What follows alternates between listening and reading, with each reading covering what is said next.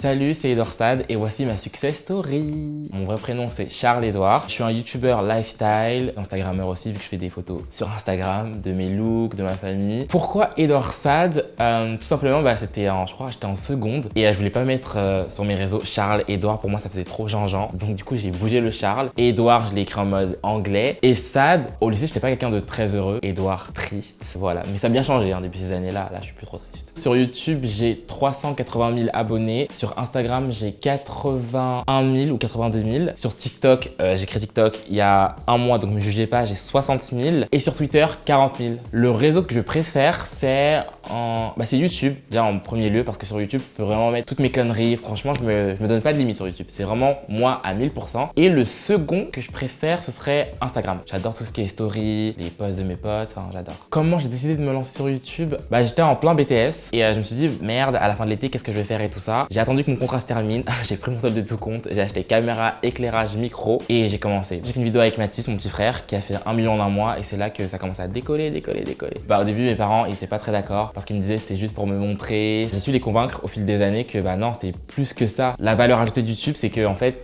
tu te confies seul devant ta caméra, t'as l'air d'un petit bolos derrière ta caméra, mais en fait, ça aide énormément de personnes et c'est iconique, j'adore. Les choses que je préfère sur YouTube, je suis quelqu'un qui marche à l'humour. Donc tu peux même faire un gâteau ou tout simplement un vlog où tu racontes ta vie. Tant qu'il y a ce truc d'humour dans ta voix et dans ta personne, je vais regarder. Quand je me suis mis sur ce réseau-là, je me suis toujours dit, j'avais pas d'objectif en mode je vais devenir une star de YouTube ou je vais être trop connu ou trop populaire. Je connaissais aucun youtubeur. Alors je me suis mis dessus, mais j'avais aucun ami youtubeur, c'était vraiment moi et moi. Au début, j'ai parlé avec Bilal, il m'a proposé de venir boire un café. Et du coup, j'ai été dans ce café et c'est là que j'ai rencontré Antonin, Sullivan. Très bonne rencontre, aucune déception.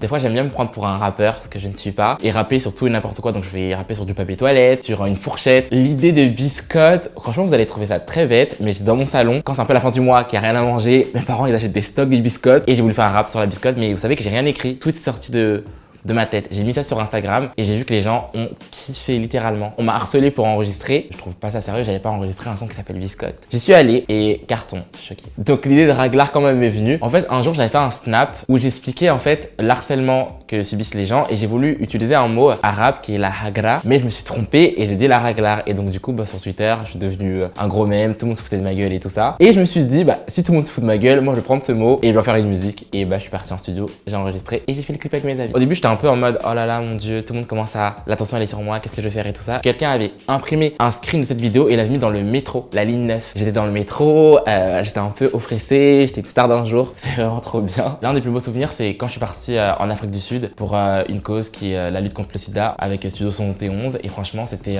trop bien parce qu'en fait là c'était plus humanitaire et moi l'humanitaire c'est quelque chose qui me touche énormément. Quand je suis revenu à Paris, ça m'a remis les idées en place, je me suis moins plaint parce que je me suis dit que j'ai plein de chance d'être où je suis. Ça fait du bien de voyager parce qu'on est confronté à des choses qu'on n'a pas dans son quotidien. Le pire souvenir, et c'est un souvenir qui continue encore aujourd'hui, c'est de me faire insulter tout le temps. Tout ce qui est garçon efféminé ou pas trop viril ou gay, on prend cher et moi je prends cher tous les jours. Enfin j'ai 4 frères et moi je suis un peu la crêpe ratée parce que je suis très efféminé. Au début ça me touchait, il y avait même des jours où je passais mon temps à pleurer. Pour moi c'est pas mérité donc je me retenais un peu. Je voulais pas vraiment être moi-même parce que je savais très bien que si j'étais moi-même, on allait beaucoup me critiquer. Et après avec le temps, tu dis qu'il y a des gens qui t'aiment, des gens qui te soutiennent. Donc si j'ai le soutien des gens qui m'aiment, le reste au final je m'en fous. Mais je projet pour la suite, j'aimerais continuer YouTube jusqu'à que j'ai au moins 50 ans. J'aimerais plus tard beaucoup faire d'humanitaire, passer ma vie limite 6 mois en France, 6 mois en Afrique, en Inde ou je sais pas, jouer dans des films plus tard, j'aimerais trop prendre des cours de comédie, c'est vraiment un de mes rêves. Si vous avez des rêves, faites tout pour les réaliser parce que la vie est très courte, on se rend pas compte. Une fois que vous serez assumé et que vous serez accepté en tant qu'individu, je peux vous assurer que